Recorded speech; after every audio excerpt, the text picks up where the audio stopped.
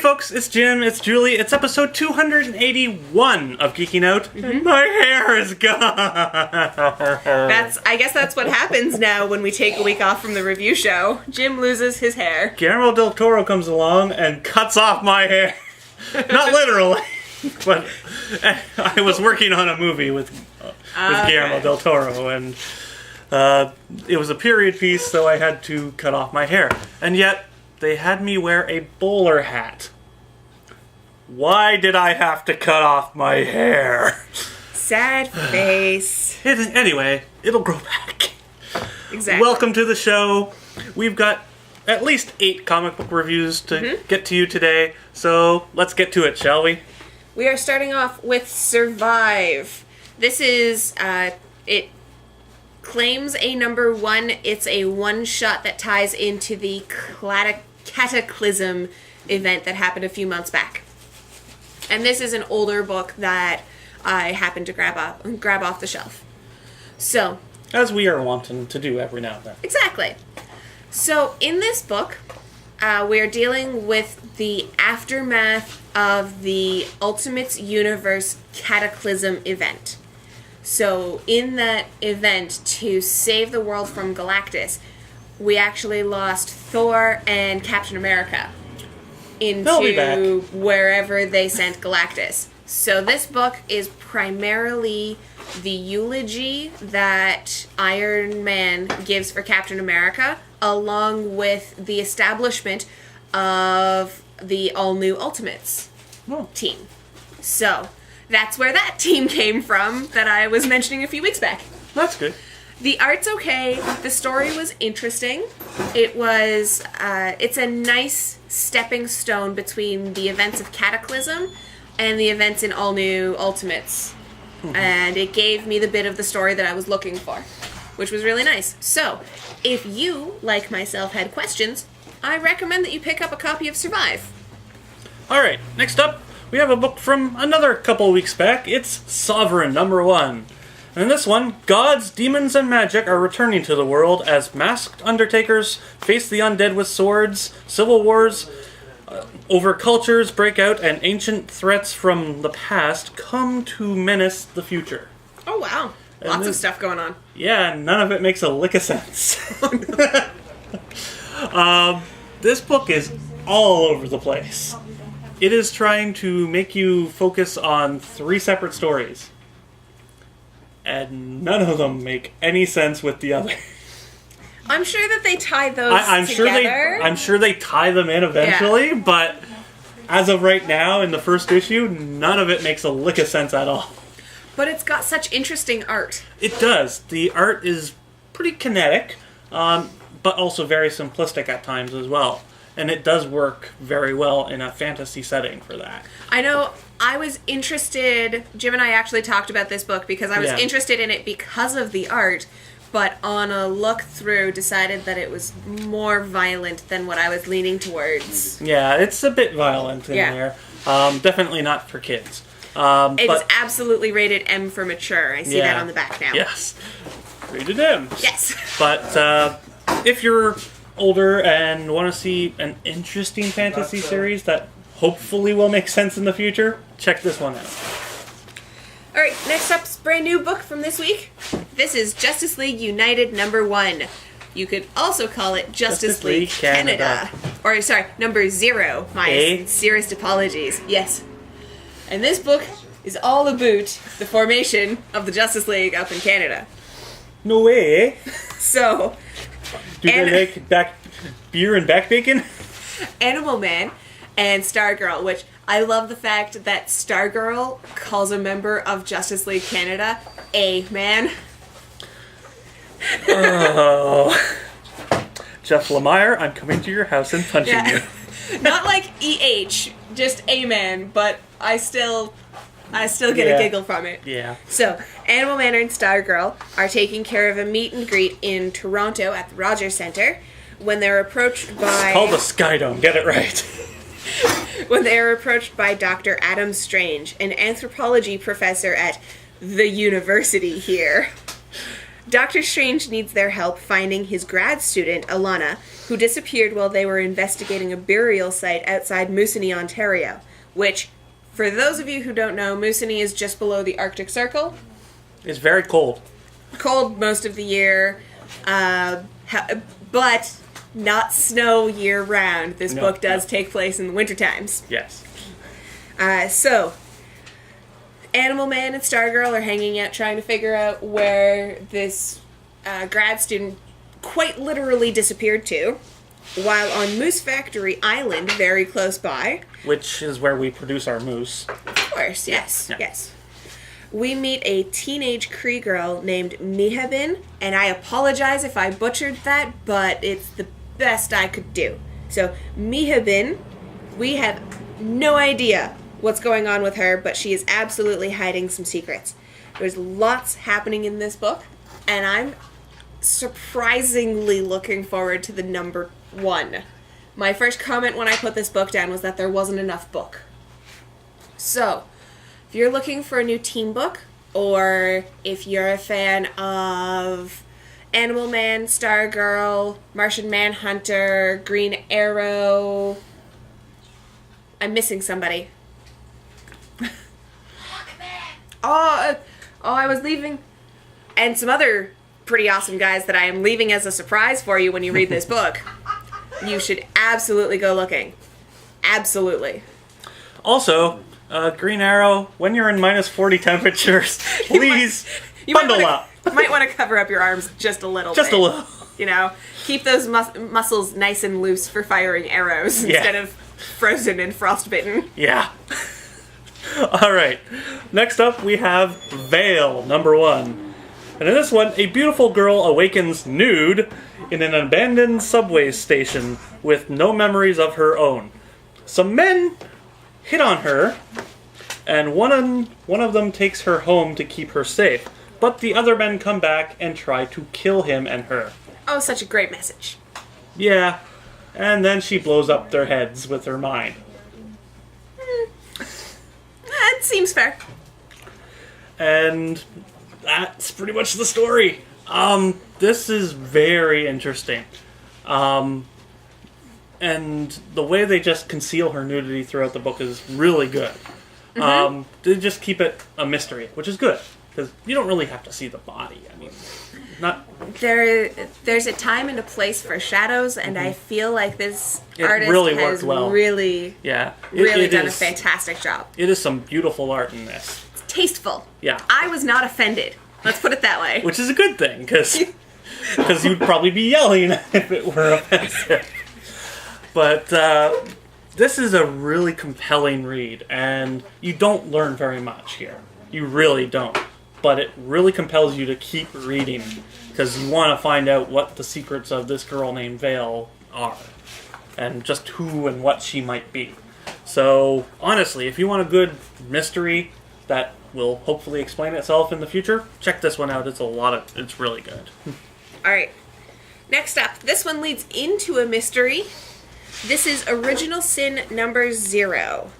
So Nova's got some questions, and it seems only the mysterious Uatu, aka the Watcher, He watches things.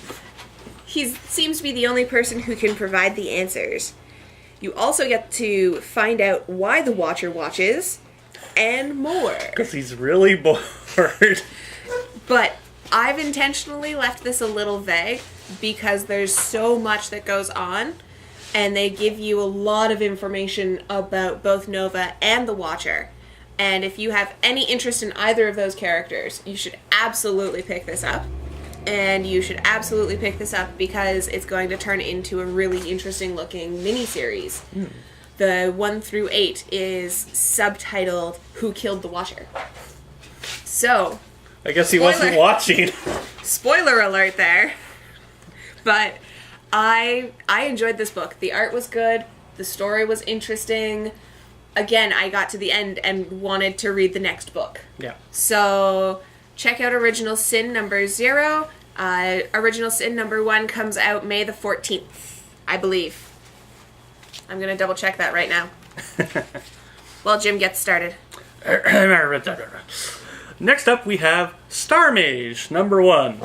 In this one, Darian Connors lost his parents, one in his past and the other recently on a trip to Mars. Oh. Yeah. Trips to Mars don't generally end very well. No.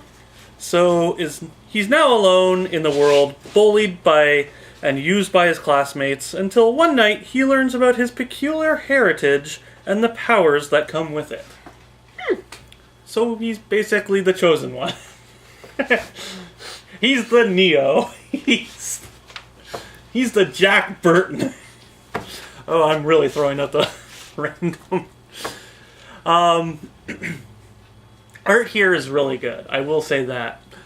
Story-wise, it's a bit muddled, but it's still fun. They really want you to get into this kid as the main character, which is a good thing because we need more kid hero type characters, I think. I agree. It's nice. It's nice to see it in Nova. Mm-hmm. I'm trying to think of somebody. Miss Marvel a little bit, maybe? Yeah, Miss Marvel a little bit. But yeah, here he doesn't know about his powers. He's never been taught about his powers. So when the aliens show up and go, "You're the chosen one, help us save our universe," he's like, "What do I do?" You're my Obi-Wan! So basically, his new Obi-Wan has to teach him all the things he never got taught. Oh, wow. Yeah.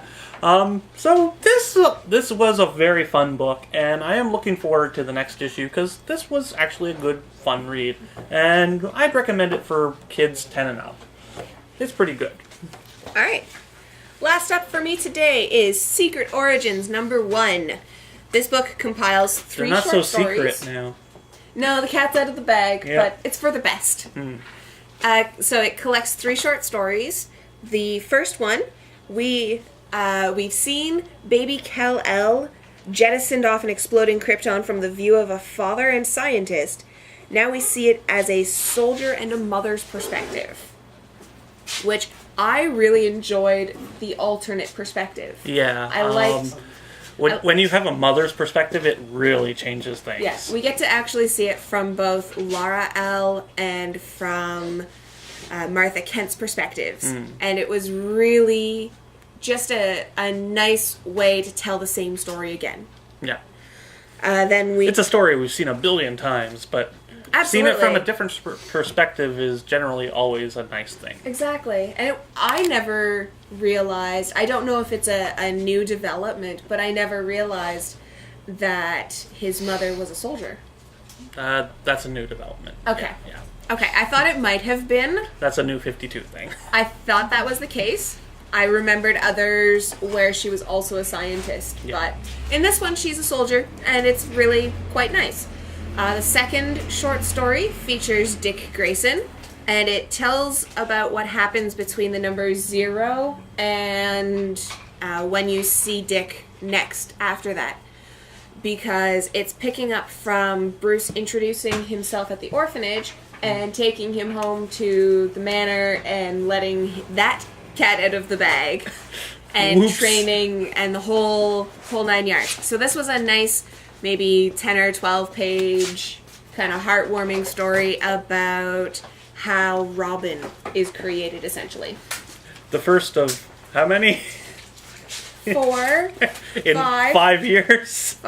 Yes, the first of 4 in 5 years. Oy. Yes. Really, Batman, you need to Watch those Robins a little better. Okay, and the third short features Kara-El, better known as Supergirl, and it's from her perspective, which was really interesting. Now, I have not read a Supergirl origin story outside of this one. No. So I don't know how accurate it is to anything in the past. That's a little different. But I did absolutely enjoy reading this. I liked seeing it from Kara's perspective. I liked seeing how she feels on Earth in her relationship with Superman. So there's a lot of really cool things about this. I'm really excited about this as an ongoing series. I'm really excited to see who they give us extra origin meat for. So if you feel like your origin stories are lacking, check out Secret Origins. Also, Original Sin #1 of 8 is coming on the 7th of May, which also happens to be the same day as Superman Doomed #1. So, lots of reasons to head out to your local comic shop that day. Yep. But before you head out to your local comic shop, you might want to head to the dentist after this next review. Because it is going to be sugary sweet. It's Vamplets, Legend of the Ghost Pony. Alright, so this one, the baby tiny little Vamplets search for the legendary ghost pony, and once they have it, they're off on a magical adventure. Wow! This book is adorable. Yeah, sickeningly sweet to no end. I had a good laugh. This is pretty funny as well, because they are literally babies just going off on an adventure. So they can't talk, but they're telepathically talking through a talking head, severed head. Okay. Who goes with them on the adventure to capture a ghost pony. Who can travel dimensions, by the way. Well, every pony needs a ghost pony. Yeah. So this one is actually done by one of the artists on My Little Pony, so you can really see the stylistic choices that are used here, which is good, because I do like the style in here. It's really cute, it's adorable at points, and then there's the drilling into your teeth dentist. Just like, the over-the-top adorable. Yeah, and it's like, here, you like this bag of sugar? Eat it all! So, if you're looking for something that's really cute to the 9th degree, then this book is for you. Alright. Well, I have to go to the dentist, so we're going to be back next week with a very exciting episode because it's Free Comic Book Day! Woo! Woo! So we will see you then. Have a good one.